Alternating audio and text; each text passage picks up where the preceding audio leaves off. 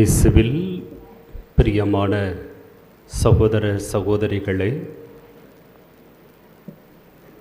Lourdes நகர் பங்கின் பங்கு தந்தையாக சிறப்பாக ஒரு நல்ல ஆயனுக்குரிய தலைமைத்துவத்தோடு இப்பங்கை வழிநடத்தி கொண்டிருக்கும் அன்பிற்கும் பாசத்திற்கும் உரிய சகோதரர் தம்பி அருட்தந்தை சகாயராஜ் அவர்களுக்கும், இப்பங்கில் அன்னையினுடைய அரவணைப்பில் லூர்து அன்னையினுடைய பாதுகாவலில் திருச்சபையோடு இணைந்து சிந்தித்து இறை நம்பிக்கையை வளர்த்தெடுத்து கொண்டிருக்கக்கூடிய ஊர் நிர்வாகத்தினர், அன்பிய குடும்பங்கள், பக்த சபைகள், இயக்கங்களின் பொறுப்பாளர்கள் மற்றும் குழந்தைகள், இளைஞர்கள், இப்படி எல்லா நிலையிலும் அன்னை மரியாளுக்கு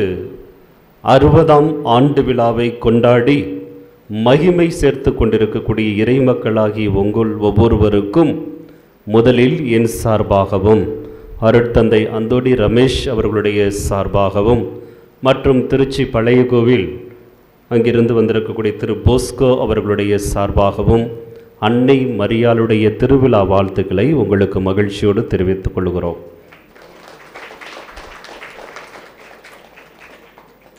அன்பான குழந்தைகளே, பெரியவர்களே, இன்றைய நாளில் 2ஆம் நாளில் நவநாள் கொண்டாடி அன்னை மரியாளுக்கு அழகு சேர்த்து கொண்டிருக்கிறோம். அன்னை மரியாளுக்கு 1000 பெயர்கள் இருக்கிறது. அன்னை மரியாள் காட்சி தந்த இடங்களை வைத்து அன்னை மரியாளுக்கு அடைமொழி சொல்லி அழைக்கக்கூடிய நாம், இந்திய திருநாட்டின் தமிழகத்தினுடைய இந்த பூமியிலே அன்னை மரியாள் ஆரோக்கியம் தரும் அன்னையாக தன்னை காட்சி கொடுத்ததால் ஆரோக்கிய அன்னை என்று அழைத்து மகிழ்வது போல, லூர்து நகரிலே காட்சி கொடுத்ததால் லூர்து அன்னை என்று அழைக்கப்படுகிற இயேசுவின் தாய், நம் தாய் அன்னை மரியாளுக்கு விழா எடுக்கக்கூடிய இந்த பூமியிலே கடந்த 60 ஆண்டுகளாக இந்த மண்ணையும் இந்த மக்களையும் நம்மையும் பாதுகாத்து வழிநடத்துகிற அந்த அன்னைக்கு தான் இந்த திருவிழா எடுத்து மகிழ்ந்து கொண்டிருக்கிறோம். இன்றைய நாளில் பல்வேறு சிந்தனைகளோடு இந்த ஆண்டு யூபிலி ஆண்டு என்று திருத்தந்தை அறிவித்தார். அந்த யூபிலி ஆண்டிலே நாமெல்லாம் நம்பிக்கையின் திருப்பயணிகள் என்று நம்பிக்கையில் பயணம் செய்யக்கூடிய மக்கள் நாம். இயேசு தன் சீடர்களுக்கு கொடுத்த அந்த விசுவாசம் தன் சீடர்கள் வழியாக நமக்கு கொடுக்கப்பட்டு கொண்டிருக்கிறது 2000 ஆண்டுகளாக. புனித தோமையார் இந்திய திருநாட்டிற்கு வந்து நமக்கு அந்த இயேசுவை பற்றிய நம்பிக்கையை கொடுத்ததால் இன்று நாம் நம்பிக்கையினுடைய வாழ்க்கையை, நம்பிக்கையினுடைய திருப்பயணிகளாக வாழ்ந்து கொண்டிருக்கிறோம். அன்பானவர்களே, இந்த நம்பிக்கையின் ஆண்டு, நம்பிக்கையின் திருப்பயணிகளாக பயணிக்கக்கூடிய ஆண்டிலே ஒவ்வொரு நாளும் யூபிலி சார்ந்த சிந்தனைகளை நமது பங்கு தந்தை அவர்கள் அழகாக திட்டமிட்டு இந்த ஆண்டிலே நாம் நம்முடைய வாழ்க்கை பயணத்திலே நாம் கடந்து போகக்கூடிய பல்வேறு வேகத்தடைகளை என்று சொல்ல வேண்டும். பைபாஸ் ரோட்டில் தடை இருக்காது, ஆனால் நம்ம ஊருக்குள்ளே இருக்கிற ரோட்லாம் தடைகள் இருக்கும். அதுக்கு பேர் வேகத்தடை. வேகத்தை குறைத்து கொள்வதற்கான ஒரு வாய்ப்பு அங்கே வைக்கப்பட்டிருக்கிறது. ஒருவேளை அங்கே தடை இல்லை என்று சொன்னால் அவர்கள் எங்கேயாவது போய் யார் மேலேயாவது மோதிவிடக்கூடிய சூழல் இருப்பதால் ஒரு வேகத்தடை. இந்த வேகத்தடை எதற்காக என்று சொன்னால், அந்த வாகனத்தில் செல்கிறவர் நலமோடு செல்ல வேண்டும் என்பதற்காகவும் மற்றவர்களுக்கு பாதிப்பை ஏற்படுத்தக்கூடாது என்பதற்காக இந்த வேகத்தடை. அதை போல இந்த யூபிலி ஆண்டிலே வெவ்வேறு சிந்தனைகளை வைத்து சிந்திப்பது என்பது நம்மை நாமே சோதித்து பார்ப்பதற்கும், நம்மை உருவாக்கி கொள்வதற்கும், நம்மை பக்குவப்படுத்துவதற்குமான ஒரு தயாரிப்பாக இன்றைய நாளே நமது வீட்டை பற்றியும் அயலாரோடு நாம் கொண்டிருக்கக்கூடிய அன்பான உறவுகளை பற்றியும் சிந்திப்பதற்கு இந்த நாள் அழைப்பு விடுக்கிறது. சரி, குழந்தைகள்லாம் ரொம்ப ஆர்வமாக இருக்கிறீங்க. பரீட்சையெல்லாம் முடிச்சுட்டு ஹாலிடேஸ் உங்களுக்கெல்லாம் ஆரம்பிச்சிருக்குன்னு நினைக்கிறேன். ஆரம்பிச்சாச்சா? விடுமுறை ஆரம்பிச்சாச்சா? உங்களுக்கு சந்தோஷமாக இருக்கும், உங்கள் அம்மா அப்பாவுக்கெல்லாம் ரொம்ப சந்தோஷமாக இருக்கும். உங்களுக்கு சந்தோஷம், உங்கள் அம்மா அப்பாவுக்கு ரொம்ப சந்தோஷம். சரி, பிள்ளைங்கள்ட்ட ஒரு கேள்வி கேட்குறேன். நீங்களாம் படித்து முடித்து பரீட்சை எழுதி பாஸ் பண்ணிவிட்டு அடுத்த வருஷம் நான் 6ஆம் கிளாஸ்லேருந்து 7ஆம் கிளாஸ் தான் போயிடுவேன் அப்படின்னு உங்கள் முகத்தை பார்த்தா அப்படியே தெரியுது. உங்கள்கிட்ட இந்த படித்து முடித்து பரீட்சை எழுதியிருக்கிறதுனால உங்களுக்கு தெரிஞ்ச கேள்வியை நான் கேட்கலான்னு நினைக்கிறேன். ஏன்னா எனக்கு தெரியாத உங்கள்கிட்ட இருந்து தெரிஞ்சுக்க போகிறேன். எத்தனை புலன்கள் நமக்கு இருக்கிறது? இது என்னங்க, நீங்கள் வந்து கல்லூரியில் கேட்குற கேள்வியில் எங்கள்கிட்ட வந்து கேட்குறீங்க, காலேஜ் ஸ்டூடெண்ட்டை கேட்குறத எங்கள்கிட்ட. எத்தனை புலன்கள்? 5. என்னென்ன சொல்லுங்க பார்க்கலாம். 1 கண்ணு, காது, வாய், கை, காலா. அப்போ 5 சொல்லக்கூடிய 6ல் சொல்லியிருக்கணும். சரி, இங்கே லூர்து நகரம் மட்டும் இருக்கிறவங்களுக்கு மட்டும் எத்தனை சென்சஸ் இருக்குது? 6 சென்ஸ் இருக்கும் போல இருக்கு.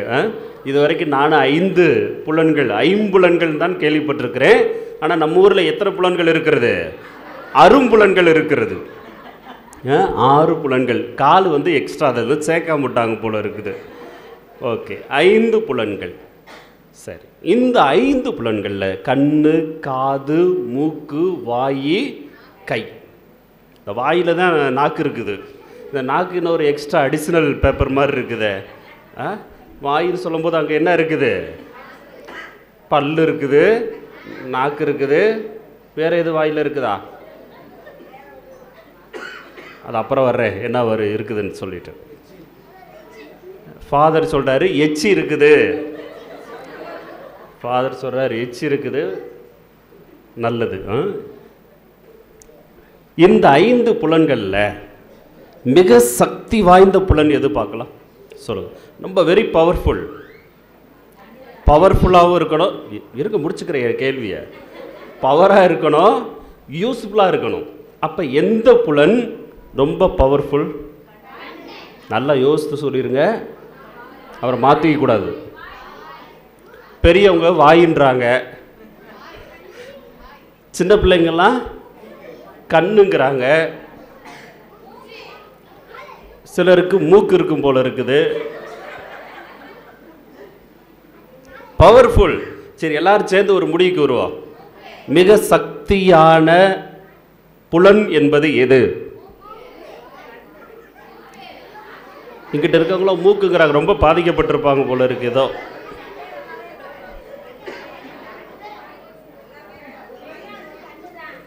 கண்ணு. ஏன்னா இயேசு சொல்லியிருக்கிறாரு, உன் கண் தான் உன் உடலுக்கு விளக்கு. அதனால நீங்க என்ன சொல்றீங்க? இயேசுநாதரை என்ன சொல்லியிருக்கிறாரு? கண்ணு தான் அப்படின்னு நீங்க சொல்றது தெரியுது. ஓகே, வச்சுக்கலாம் கண்ணு. அடுத்து இருக்கிறதுலே ஒஸ்ட் புலன் என்னது? மோசமானது.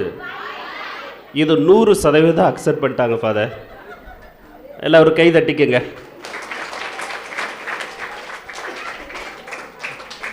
ஓகே, அடுத்து கொஞ்சம் ஒஸ்ட்டு. நான் ரொம்ப ஒஸ்ட்டு சொல்லிட்டேன். கொஞ்சம் ஒஸ்ட்டு புலன் என்னது? அடுத்து என்னது? காது. Okay, very good. இதோட நான் நிறுத்திக்கிறேன். முதல்ல பயனுள்ள புலன் என்பது கண்ணு, ஒஸ்ட்டு வாய். இப்போ வாய்க்குள்ளே இருக்கிற எல்லாம் சேர்த்து தான்.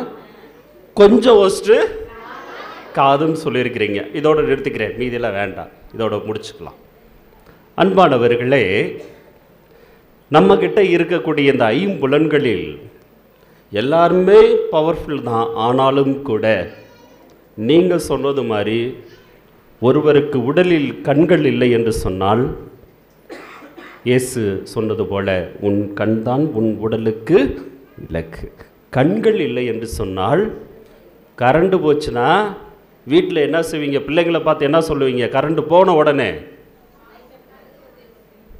கரண்ட் போடல லைட்டை போடுங்கன்னு சொல்லுவீங்களா? என்ன சொல்லுவீங்க? அந்த அடுத்த தெருவில் மெழுகுதிரி விற்கிது போய் வாங்கிட்டு வான்னு சொல்லுவீங்களா? கரண்ட் போன உடனே என்ன சொல்லுவீங்க? அந்த இடத்துல அப்படியே உட்காரு. ஒரு 2 நிமிஷம் ஆனோடனே என்ன ஆயிரும்? அந்த இருளை நீங்கள் பார்த்து பார்த்து இருள் கொஞ்சம் மறைஞ்சு கொஞ்சம் கொஞ்சம் அடையாளம் தெரியும். இது பூதம் நடக்கிற மாதிரி, ஆட்டுக்குட்டி எங்கே இருக்குது, மாடு எங்கே இருக்குதுன்னு கொஞ்சம் ஐடென்டிஃபை பண்ணிக்கலாம். அப்போ உடனே என்ன சொல்கிறோம்? அப்படியே உட்காந்துரு. ஏன்னா நீங்கள் ஒரு வேளை சமையல் பண்ணிக்கிட்டு இருந்தாலோ அல்லது காய்கறியை நறுக்கிக்கிட்டு இருக்க போகும்போது கரண்ட் போச்சுன்னா உங்கள் பிள்ளைங்களை என்ன சொல்லுவீங்க? வாடா ஓடி வந்து என் மேலே மிதின்னு சொல்லுவீங்களா? என்ன சொல்லுவீங்க? உட்காந்துக்க வந்தேன்னா என்ன நடக்கும்?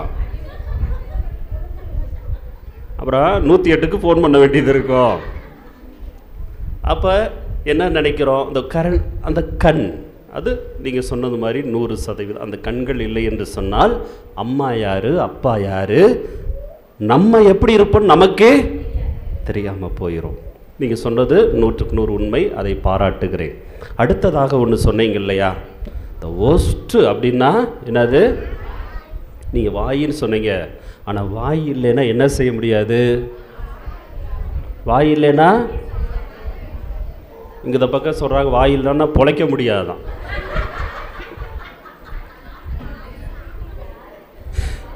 வாய் இல்லைன்னா என்ன பண்ண முடியாது? சாப்பிட முடியாது. சாப்பிடலைன்னா வளர மாட்டோம். என்ன ஆயிரும்? அவ்வளோதான், முடிஞ்சு போச்சு. அதனால் நம்ம என்ன சொல்லி வளர்த்துருக்க நம்ம பிள்ளைய? வாயில்லைன்னா நீயே பொழைக்க மாட்ட. வாயிலேனா பொழைக்க முடியாதுடா. ஊருக்குள்ளே ரொம்ப பேசு, நல்லா பேசு.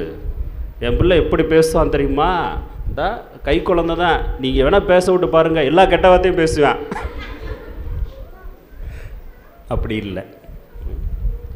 வாய் என்பது அது நாக்கு. நாக்கு தான் இருக்கிறதுலையே ரொம்ப பவர். நல்லதுக்கும் பவர், தீமைக்கும் பவர். ஏன்னா இந்த நாவிலிருந்து தான் ஒருவருடைய சொல் வெளியே வருகிறது, வார்த்தை வெளியே வருகிறது. எனக்கு தேவையானதை நான் கேட்க முடிகிறது. அம்மா பசிக்குது. யாராவது காது வழி அப்படி பேசியிருக்கீங்களா? அம்மா பசிக்குதுன்னு பிள்ளைங்களா? அம்மா பசிக்குதுன்னு எப்படி வாயில் கேட்பீங்களா, காதில் கேட்பீங்களா? எல்லோரும் வாயில் தான் கேட்பீங்களா? Very good. வாயிலையா? வெரி குட், பரவாயில்ல. எல்லோரும் வாயில் தான் கேட்போம். நம்ம பேசுகிறோம். எனக்கு தேவையானதை நான் கேட்பதற்கு கடவுள் அருமையான நாவை கொடுத்தார். ஆனால் இன்னொரு புறத்தில் பார்த்தால் ஊர் உலகத்து விஷயத்தை பூரா எங்கேருந்து வருது? நாக்கில் இருந்தால் வந்து கக்கி தள்ளி காலி பண்ணிடுது, ஆளவே காலி பண்ணிடுது. இது ஒரு பக்கம். மூன்றாவதாக காதுன்னு சொன்னீங்க. காதில் இப்போ நான் இவ்வளோ தூரம் பேசுகிறேன், உங்களுக்கு 2 ஸ்பீக்கரு, இந்த கீபோர்டெலாம் வச்சுருக்கேன், அதெல்லாம் கேட்குதா? யார் யார் காது கேட்குது கை தூக்குங்க. நான் பேசுகிறதெல்லாம் கேட்குறவங்களாம் கை தூக்குங்க. யார்? எல்லாருக்குமே காது கேட்கும் போல். வெரி குட், கை கீழே போடுங்க. சிலருக்கு இந்த காது நல்லா கேட்குற அந்த பவர் இல்லைன்னா வீட்டில் சண்டை வரும்.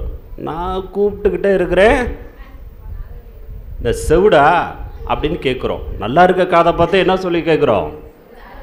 கேட்குறோம். காதில் விழுவலையா? காது செவிடா போச்சா அப்படின்னு சொல்கிறோம். இந்த காது.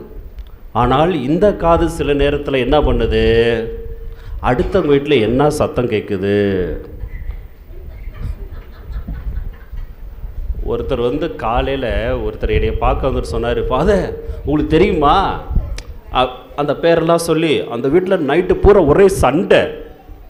என்னடா நம்ம இதுவரை கேள்விப்படலை, இவர் வந்து இப்படி சொல்கிறார், ஒரே சண்டை ஃபாதர் அப்படின்னு. சரி சண்டை இருக்கும் போலன்னு.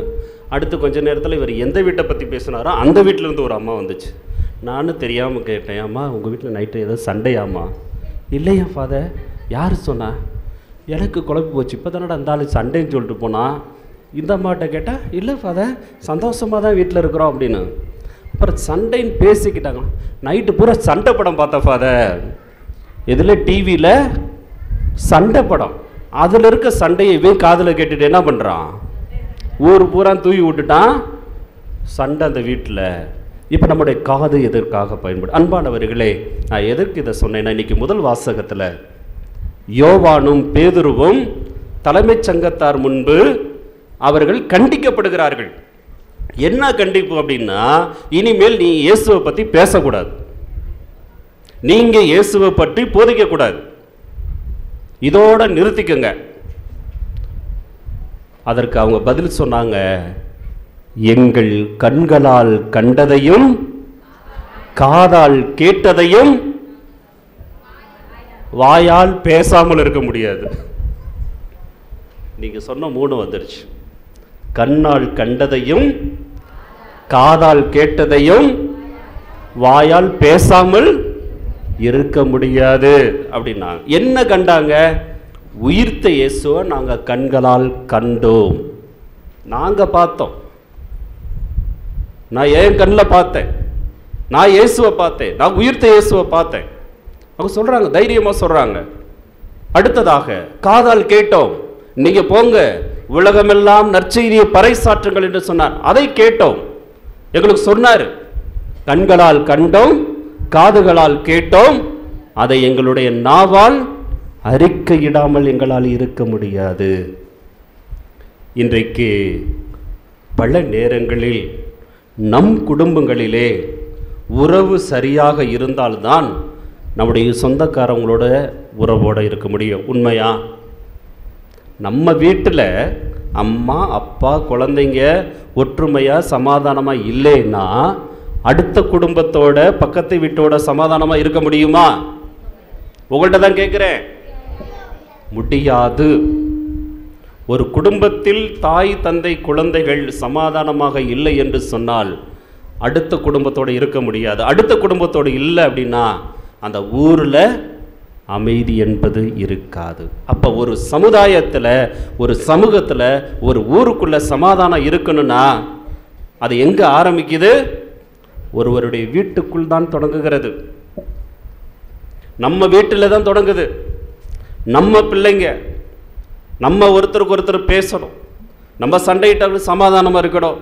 நம்மளை பார்த்து பிள்ளைங்க பழகுது. இன்றைக்கி இருக்கிற பிள்ளைங்களுக்கு சொல்லித்தர தேவையில்லை, கற்றுக் கொடுக்கலாம் ஒன்றும் தேவையில்லை. நீங்கள் பேசுகிறதா பேசுங்க, நல்லா கேட்டுக்கிட்டு தான் இருக்கே அப்படின்னு இருக்கும். சின்ன பிள்ளைங்களை வச்சுட்டுலாம் பேசாதீங்க, ரொம்ப ஆபத்து இந்த காலத்தில். பிள்ளை ஒன்றும் தெரியாது அப்படி நீங்கள் எதையாவது பேசிக்கிட்டு இருந்தீங்கன்னா காலையில் எழுப்பி உங்கள் அப்பா அம்மா என்னம்மா நைட்டு சொன்னான்னு மட்டும் கேட்டு பார்க்க சொல்லுங்கள். எல்லாத்தையும் இந்த பிள்ளை என்ன செஞ்சிடும்? அப்படி நடந்திருக்கா? சொல்ல வேண்டாம், நீங்கள் சொல்ல வேண்டாம், மனசுக்குள்ளே நினச்சிக்குங்க. நம்ம என்ன நினைக்கிறோன்னா பிள்ளைங்களுக்கெல்லாம் ஒன்றும் தெரியாது நினைக்கிறோம். ஆனால் குழந்தைகளுக்கு எல்லாம் தெரியும். நம் வீட்டில் நம் உறவு சரியாக இருந்தால் மட்டும்தான் அடுத்தவரோடு உறவோடு வாழ முடியும். என் வீட்டிலேயே சமாதானம் இல்லை, என்னைய போய் பஞ்சாயத்து கூட்டிகிட்டு போனால் நான் என்ன போய் பஞ்சாயத்து பண்ணுவேன்? நடக்குது இல்லையா? என் குடும்பத்தில் என் பிள்ளைகளோடும் என் மனைவியோடும் என் குழந்தைகளோடு உறவுகளோட நான் நல்லா இல்லைன்னா இன்னொரு வீட்டுக்கு எப்படி நான் தீர்ப்பு சொல்ல முடியும்? நான் எப்படி அறிவுரை சொல்ல முடியும்? அப்போ நம்ம ஒவ்வொரு குடும்பமும் அப்படி மாறுகிற பொழுது அடுத்த வீடு நலமாக இருக்கும். ஒவ்வொரு வீடும் நலமாக இருந்தால் அந்த ஊர் நலமாக இருக்கும். அப்படியானால் லூர்து அன்னையினுடைய விழாவை கொண்டாடுகிற நாம், இந்த லூர்து அன்னை இன்னைக்கு ஒரு அருமையான பாடத்தை நமக்கு கற்றுக் கொடுக்கிறார். இன்னைக்கு தலைப்புக்கு ஏற்றபடி அதோடு நான் முடித்துக் கொள்கிறேன். லூர்து அன்னைக்கு 60 ஆண்டுகளாக நாம் விழா கொண்டாடி கொண்டிருக்கிறோம். 60ஆம் ஆண்டு, அருமையான ஒரு ஆண்டை கொண்டாடுகிறோம், யூபிலி ஆண்டுல. அப்ப லூர்து அன்னை இன்றைக்கு உங்களுக்கும் எனக்கும் எப்படி என் வீட்டில் மகிழ்ச்சியும் அடுத்தவர் வீட்டில் உறவோடு வாழ வேண்டும் என்பதற்கு அருமையான ஒரு நற்செய்தி பகுதியை பங்கு தந்தை குறித்து காட்டியிருக்கிறார். எல்லாம் வாசிக்க கேட்டீங்க. எதை பற்றி நற்செய்தி? அன்னை மரியாளும் எலிசபெத் அம்மாளும் சண்டை போட்டுக்கிட்டாங்களா? என்ன செஞ்சாங்க? சந்திக்கிறார்கள்.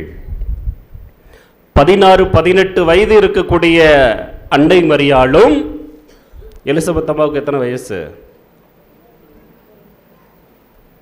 60, 70, 80, 90, 100 பரவாயில்ல வச்சுக்கோங்க.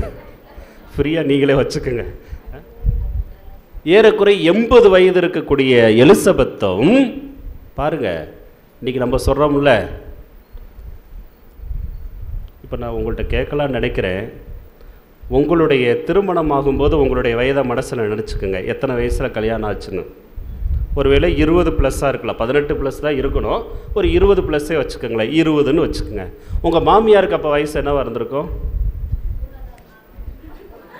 25?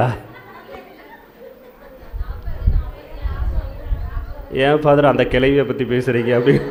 நீங்கள் சொல்கிறது எல்லாம் தெரியுது எனக்கு, நீங்கள் நினைக்கிறதெல்லாம் எல்லாம். நான் எல்லா பேரும் ஒரு நாளைக்கு கிளவி தான் ஆக போகிறோம். 20 வயது என்று சொன்னால் அவருடைய வயது கண்டிப்பாக 40ஆக இருக்கும், 30 இருந்துச்சுன்னா 60ஆக இருக்கும். இந்த வேறுபாடு நமக்கு எல்லாருக்கும் தெரியும். அன்னை மரியாளும் எலிசபெத் அம்மாளும் ஒரு சந்திப்பதன் வழியாக இன்றைக்கு நமக்கு அருமையான ஒரு செய்தியை சொல்லுகிறார்கள். மரியாளுக்கும் வானதூதர் மங்கள செய்தியை சொல்லுகிறார். உன்னுடைய உறவினரான எலிசபெத்துக்கு பேறு காலத்தில் அவர் கடவுளுடைய ஆசிரை கண்டுபிடித்திருக்கிறார். அவருக்கு இது 6ஆம் மாதம்.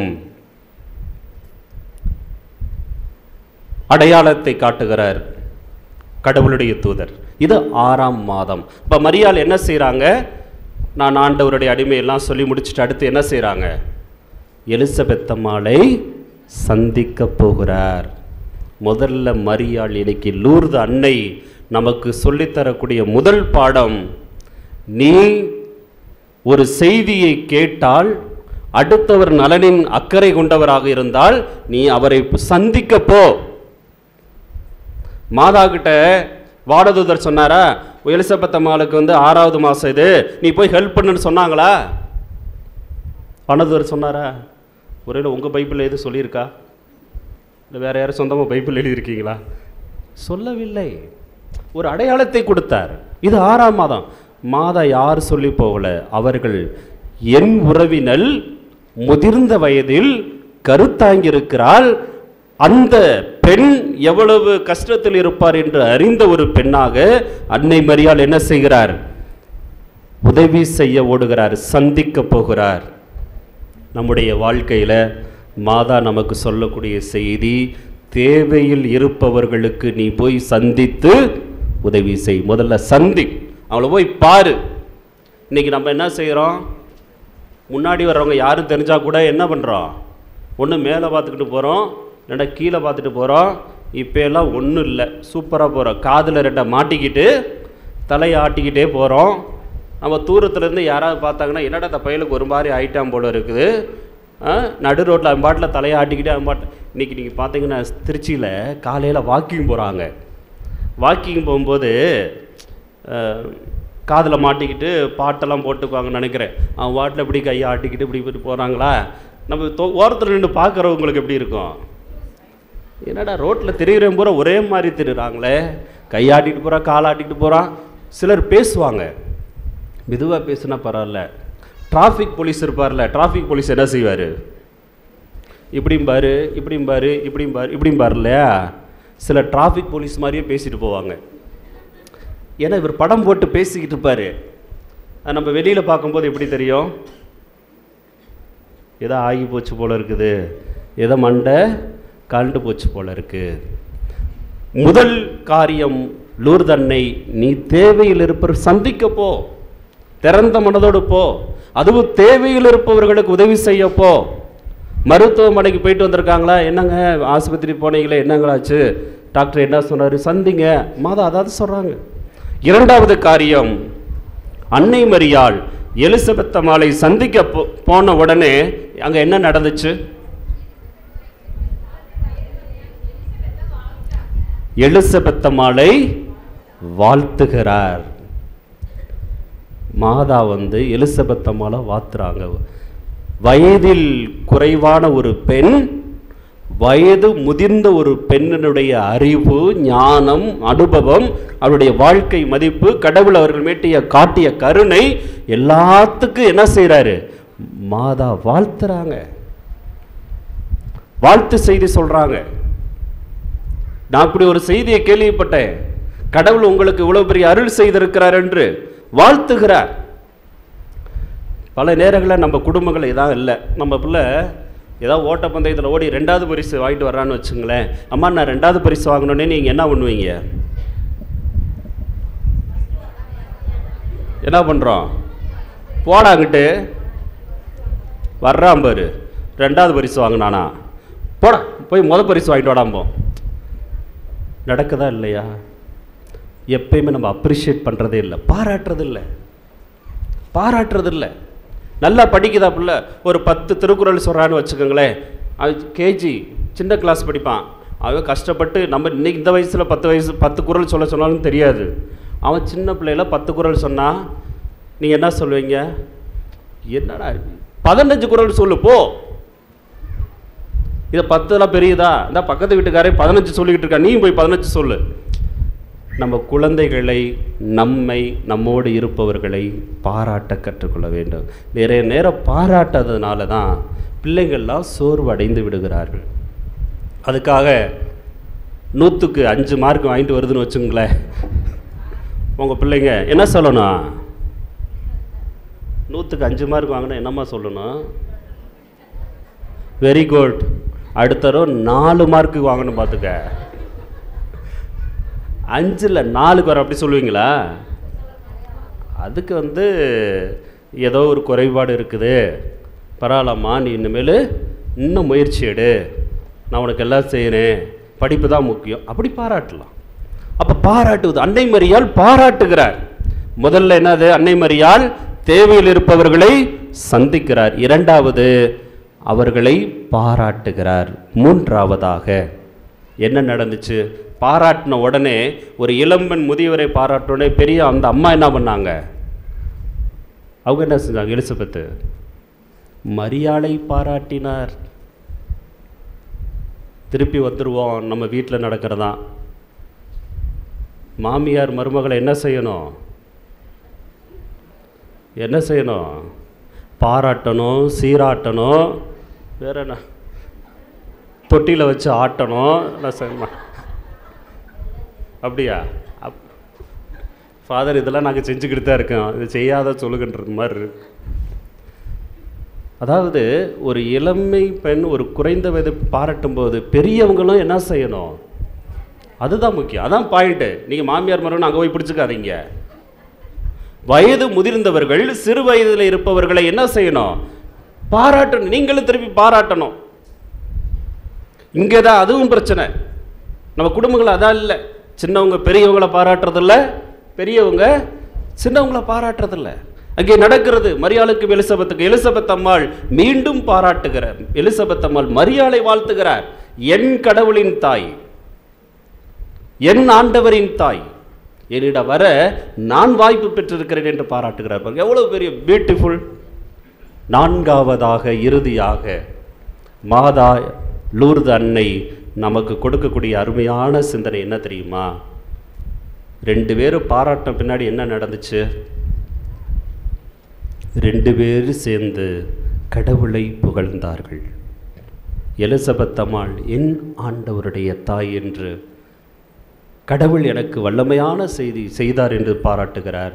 மரியாளும் என் ஆன்மா ஆண்டவரை ஏற்றி போட்டுக்கணும். அப்போ எங்கே ஒருத்தரை வாழ்த்து சந்தித்து பாராட்டுறோமோ அங்கே என்ன நடக்கிறது?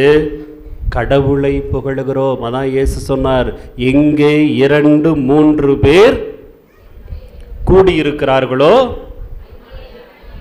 அப்படியா சொன்னார்? எங்கே 2-3 பேர் கூடியிருக்கிறாருன்னா சொல்லியிருக்கிறாரு. இப்போ உங்கள்கிட்ட கேள்வி கேட்போம். எஸ் சொன்னீங்க பாருங்க, என் பெயரின் பொருட்டு. இப்போ இங்கே எல்லாரும் சேர்ந்து உட்காந்துருக்கணும் இயேசுவின் பொருட்டு. அங்கே போய் ஒரு கட்டச்சவரில் 2 பேர் உட்காந்துருந்தாங்கன்னா அவங்க யார் பொருட்டு கூடியிருப்பாங்க? ஒருவேளை இயேசுவின் பொருட்டு கூடியிருந்தால் அங்கே கடவுளுடைய பிரசனம் இருக்கு. ஏசு அதான் என் பொருட்டு எங்கே 2-3 பேர் கூடியிருக்கிறார்களோ அங்கே நான் இருக்கிறேன். அப்படின்னா இன்னைக்கு நம்ம குடும்பம் நல்லா இருக்கணும், அடுத்த குடும்பம் நல் உறவுகளோடு இருக்கணும்னா இந்த 2 குடும்பங்களை நம்ம என்ன செய்யணும்னா, முதல்ல ஒருத்தரை தேவையில் இருப்பவர்களை சந்திக்க வேண்டும், அவர்களை பாராட்ட வேண்டும். அந்த பாராட்டுதலுடைய இறுதியாக 2 பேரும் சேர்ந்து கடவுளுக்கு நன்றி சொல்ல வேண்டும். ஒருத்தர் பேசி ஆளுக்கு ஒரு தீப்பந்தத்தை தூக்கி நான் அங்கே போடுறேன், நீ இங்கே இருந்து தீப்பந்தத்தை தூக்கி அந்த பக்கம் போடு, பத்திக்கிட்டு எரியுன்றதா? அது கடைசியாக எதற்கான சந்திப்பாக இருக்க வேண்டும்? கடவுளுக்கு நன்றி சொல்கிற இன்னைக்கு நம்மளுடைய சந்திப்புக்கெல்லாம் எப்படி இருக்குன்னு நமக்கே தெரியும். உனக்கு தெரியுமா அப்படின்னா போதும், ஒரு வார்த்தை தான், என்ன தெரியுமா அப்படின்னா போதும். அந்த அம்மா தெரிஞ்சது தெரியாது போனது வந்ததுன்னா விட்டுடும். இந்த அம்மா காதில் வாங்கிட்டு என்ன பண்ணும்?